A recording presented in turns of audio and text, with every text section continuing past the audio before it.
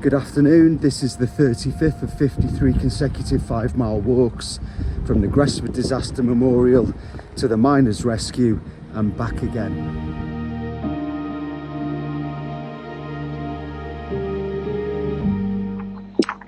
While the inquiry was looking back at the disaster to determine what may have caused it and who was responsible, recovery teams were focused on the future.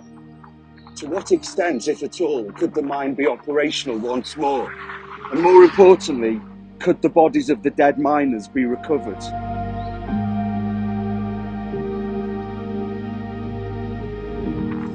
There were vociferous calls for every effort to be made to recover as many bodies as possible, but this would need to be balanced with the safety of the recovery teams.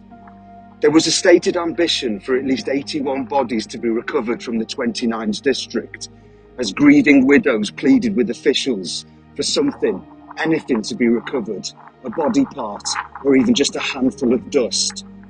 Over the next 2 walks, a summary of the first descents into the apocalyptic mine will be provided. Recovery teams first entered the pit on the 7th of March 1935, with hordes of press photographers at the pit head and hundreds of local onlookers witnessing the pit wheels turn for the first time in 6 months from their vantage point on the Wrexham to Chester road. The level of risk to the recovery team was extreme. Poison gas would be released into the shaft airlock the moment the seal was removed.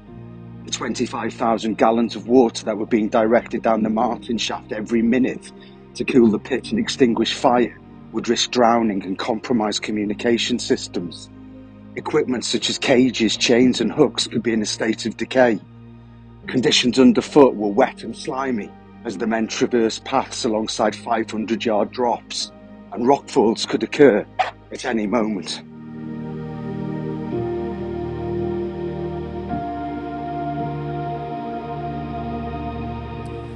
The first descent to the pit bottom was nerve-wrackingly slow, and upon landing for the first time, it was clear that the damage caused by explosions and water was severe. Parry Davis, one of the recovery team, observed that many of the men, well acquainted with the pit bottom, could not recognise that this was the same place that they knew so well.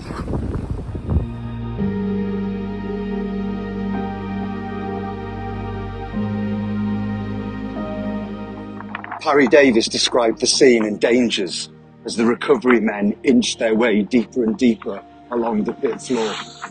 No man ever dreamed of so much damage. No man had ever seen such a calamity in any mine in the whole world. There was nothing for hundreds of yards around the pit bottom that was not wrecked. Upheavals in the floor, falls of roof girders, tubs, rails and timber. Everything and every kind of material was blown and twisted in all shapes. Every move had to be done with the utmost care. Not only had we to face the poisonous gas, but we had the possibility of further falls to look out for. Maybe in crawling past some fall or twisted girders, there was always the possibility that one might knock off the nose clip or catch the air pipes and pull them off our equipment. The teams had to go through water, waist deep. I don't know how we all stood the strain. Considering the heat and the water, it was perfectly wonderful, the spirit of endurance shown by every man.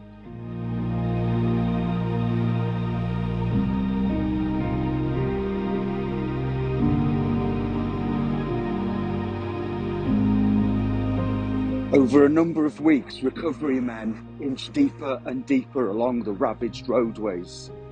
They were able to confirm that the fires had been extinguished thanks to the sealing of the mine, but the atmosphere was still poisonous, and should breathing apparatus fail, yet more victims would be added to the 266.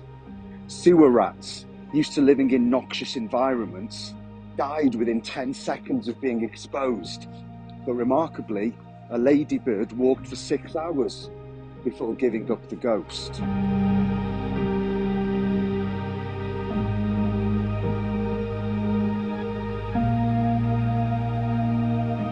With the conditions below ground more clearly understood, and with fresh air from the unsealed shafts diluting the poisonous gas, an almighty clean-up operation could begin. 400 men were employed to clear the debris and relay the rails.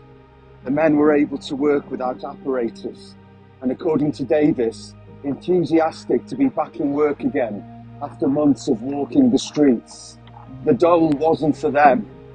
Soon they would know if any of the bodies could be recovered.